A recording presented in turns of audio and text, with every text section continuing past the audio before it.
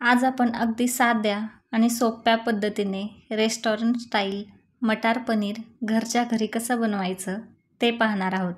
त्यामुळे व्हिडिओ शेवटपर्यंत नक्की पहा. आणि आपण हे मटार पनीर अगदी मोजक्या साहित्यामध्ये बनवणार आहोत. नमस्कार, भाग्यश्रीज कुकिंग चॅनलमध्ये आपल्या सर्वांचे खूप खूप स्वागत आहे.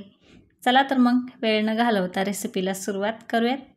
सर्वात पहिल्यांदा आपण पनीर बनवण्यासाठी वाटण किंवा मसाला तयार करून घेऊयात. त्यासाठी इथे कढईमध्ये मी 1 ते 1.5 चमचा तेल टाकलेलं आहे आणि त्यामध्ये 2 मध्यम आकाराचे कांदे कट करून टाकलेले आहेत.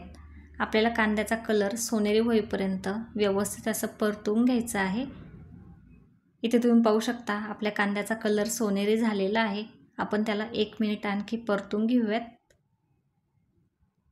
आता यामध्ये मी 8 ते 10 लसणाच्या पाकळ्या आणि 2 ते 3 अद्रकचे तुकडे टाकलेले आहेत.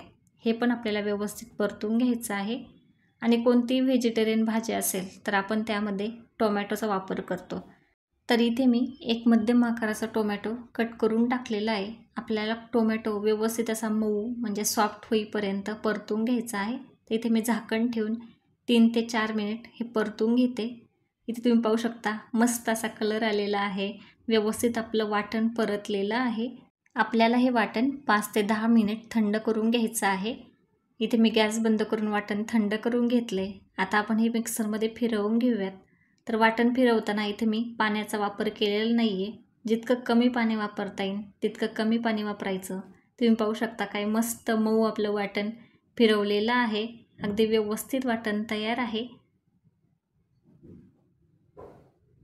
आता इथे कढई पण गरम झालेली आहे. तर त्यामध्ये इथे मी बटर टाकलेलं आहे. तर रेस्टॉरंटची कुठलीही भाजी म्हटलं तर त्यामध्ये बटरचा समावेश तर असतोच. तर इथे मी बटर व्यवस्थित मेल्ट करून घेते. आता यामध्ये आपण जी ग्रेव्ही बनवली होती ती ग्रेव्ही टाकून घेऊयात. आणि पाणी न वापरल्यामुळे अगदी ग्रेव्ही आपली एकसारखी मऊसूत बनते. आता आपल्याला ही बटरमध्ये व्यवस्थित अशी परतून घ्यायची आहे. म्हणजे त्याला जोपर्यंत तेल सुटत नाही तोपर्यंत आपण परतून घेतोय. ग्रेव्ही बनवताना आपण पाणी न टाकल्यामुळे ते व्यवस्थित परतलं जाते, उडत नाही आहे. इथे तुम्ही पाहू शकता आपली ग्रेव्ही व्यवस्थित परतलेली आहे. आता यामध्ये आपण मसाले टाकून घेऊयात. तर इथे मी पाव चमचा हळद, 1 चमचा धना पावडर, 1 चमचा पनीर मसाला, 1 चमचा गरम मसाला आणि 1 चमचा काश्मीरी मिरची टाकली आहे. हे मसाल्याचं प्रमाण आपण कमी जास्त करू शकतो. आपल्याला हे तेल सुटेपर्यंत 1 ते 2 मिनिट चांगले परतून घ्यायचे आहेत. इथे तुम्ही पाहू शकता मस्त तेल सुटलेलं आहे. आता यामध्ये आपण गरम पाणी टाकून हे व्यवस्थित एकजीव करून घेऊयात. आणि ही प्रोसेस आपण मंद आचेवरती करतोय. तर व्यवस्थित हे मी पाणी टाकून परतून घेते. आपल्याला ज्या प्रमाणामध्ये ग्रेव्ही बनवायची आहे त्यानुसार त्यामध्ये गरम पाणी टाकून हे व्यवस्थित एकजीव करून घ्यायचं. तर मसाले व्यवस्थित मी मिक्स करून घेतलेले आहेत. इथे तुम्ही पाहू शकता मस्त आपले सर्व मसाले एकजीव झालेत. आता इथे आपण चवीनुसार मीठ टाकलेलं आहे. आता यानंतर आपण एकदा व्यवस्थित त्याला हलवून घेऊया चमच्या साहाय्याने.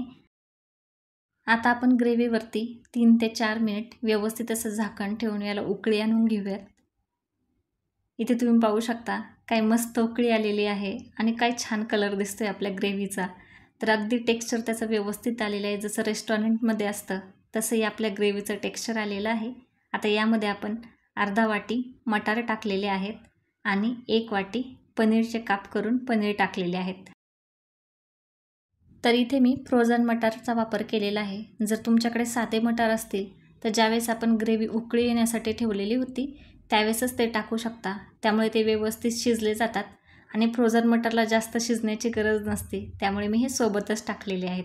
तर यावरून आपण कोथिंबीर टाकलेली आहे.